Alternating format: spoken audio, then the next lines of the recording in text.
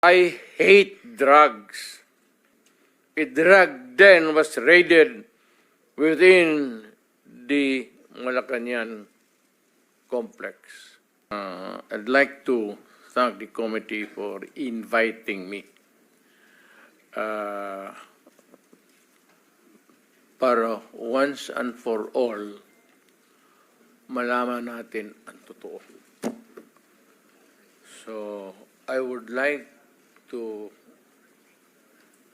request sa inyo na huwag ninyo akong ituring president or kaibigan. Treat me as a witness and tignan natin kung lalabas yung totoo. So, with your permission, at maraming salamat po sa inyong lahat for inviting me. I'd like to start. My mandate as President of the Republic was to protect the country and the Filipino people. Do not question my policies because I offer no apologies, no excuses. I did what I had to do. And whether you believe it or not, I did it for my country. The war on illegal drugs is not about killing people. It is about protecting the innocent and the defenseless. The war on drugs is about the eradication of illegal substances such as shabu, cocaine, heroin, marijuana, party drugs, and the like, as a menace which ruins people, families, communities, and relationships, and tears apart the social fabric which binds society together in peace, harmony, and brotherhood. It is not unlike slogans which serves as calls for a better future, such as the war on waste, war on corruption, and war against climate change. I have always viewed people addicted to illegal drugs as victims and patients requiring medical help and not as criminals.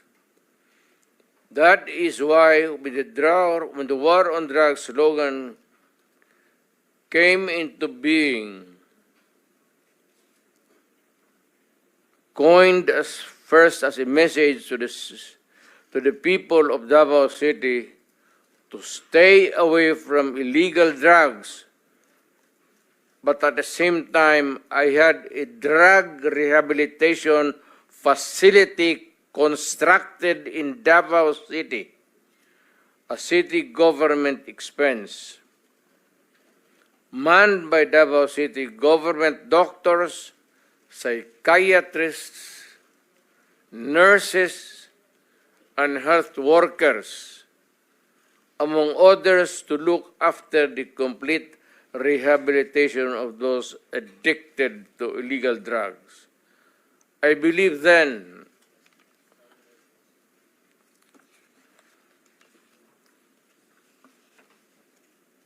and I still believe now that rehabilitation and not fear of death or incarceration to be the key to the return of the addicted individuals back to the mainstream of a just and forgiving society. But no mistake about it, I hate drugs. I loathe the purveyors, the merchants and the pushers of this demonizing element. I have not failed to emphasize this from the very day of the campaign when I ran for the presidency in 2016.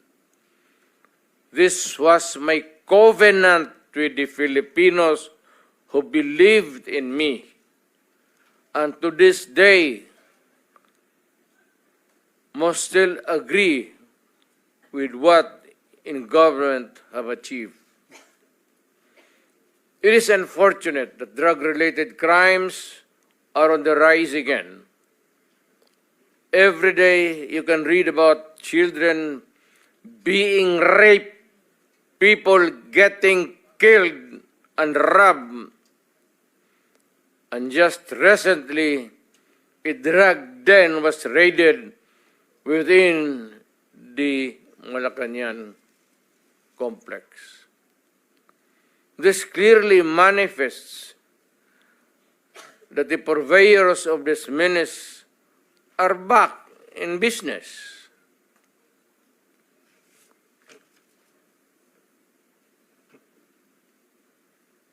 Ano? Gawain natin. The Filipinos are anxious and distressed. Self-preservation is still the first law of nature. It is instinct. It is recognized in our laws as self-defense. That is why I have always told the police authorities and operatives to be mindful of this basic law of nature. However, I tell them not to abuse their authority and power. And hindi ko talaga pinayagan yung abuso ng pulis o sundalo kailanman sa buong buhay ko. And as mayor for so many years and as president. In the guise of protecting themselves. But when your very life is placed at risk, and it can be snuffed out in a matter of seconds, then and only then must you act accordingly. Repel the aggression only in self-defense. Alam mo, matagal ako nagturo sa aming bayan sa Police Academy. When I was a prosecutor, to augment my income noon na bago akong kasal, nagturo ako sa pulis. Ang sinabi ko talaga sa kanila,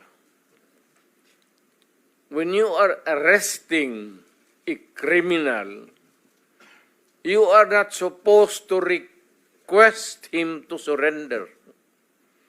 Rather, you have to overcome the resistance. However, pag ayaw, it's the duty of the police is to overcome the resistance kung ayaw mag-surrender. At kung may baril, at kung tingin mo, sabi ko sa mga polis doon sa academy, mamamatay ka, barilin mo. Barilin mo sa ulo. Patayin mo at least one less criminal in the community. Yun ang utos ko when I was a fiscal and I was a professor doon sa Police Academy. Yun ang turo ko sa kanila. No quarters given, no quarters asked. Criminal ito.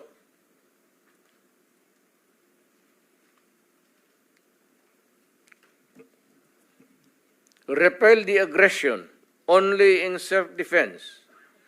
Do not make orphans of your children and widows of your wives. I don't want that in my conscience as mayor and president. Hindi ko mabigat yan sa konsensya ko. I have warned, but before that, my job as president was never easy, and it was not meant to be. I have tried to do the best I can to address the problem of illegal drugs firmly and without compromise. For all of its successes and shortcomings, I alone take full legal responsibility sa lahat na nagawa ng mga pulis pursuant to my order. Ako ang managot. At ako ang makulong. Huwag yung pulis na sumunod sa order ko. Kawawa naman, nagtatrabaho lang. Yun ang gusto kong sabihin sa Pilipino at mabutit niyaya ninyo ako dito. Once and for all, yan ang gusto kong sabihin sa tao.